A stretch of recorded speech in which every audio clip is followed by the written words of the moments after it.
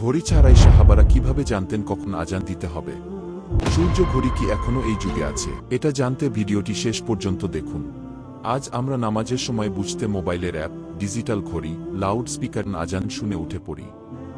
কিন্তু রাসূল সাল্লাল্লাহু আলাইহি ওয়াসাল্লাম এর সময় ঘড়ি ছিল না, মাইকে আজান ছিল না, অথচ সাহাবারা 1 মিনিটও দেরি করতেন না।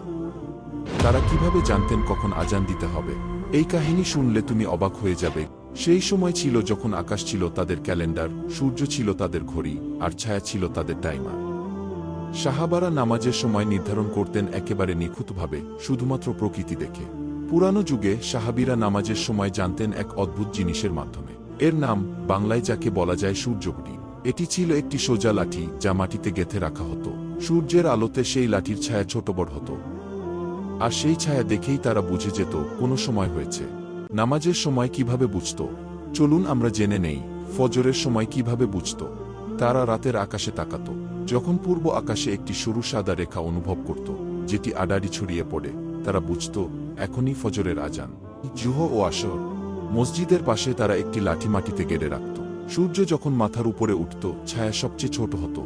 তারপর ছায়া যখন একটু পশ্চিমে হেলে পড়ত, তারা বুঝত এটা জুহরের সময়। আর যখন ছায়ার লাঠির সমান বা দ্বিগুণ হতো, তারা বলতো এখন আসরের সময় হয়েছে। মাগরিব ও ঈশা। সূর্য যখন পুরোপুরি অস্ত যেত এবং পশ্চিম আকাশে আলো মিলিয়ে যেত, তারা বলতো মাগরিব সময়।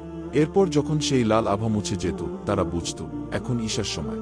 এর রং দেখে প্রতিদিন নতুন করে সময় নির্ধারণ করত। আর যখন আকাশে মেঘে ঢাকা থাকত, যখন সূর্য দেখা যেত না, তখন সাহাবীরা অনুমানের ভিত্তিতে সতর্কতা অবলম্বন করে নামাজের সময় ঠিক করতেন।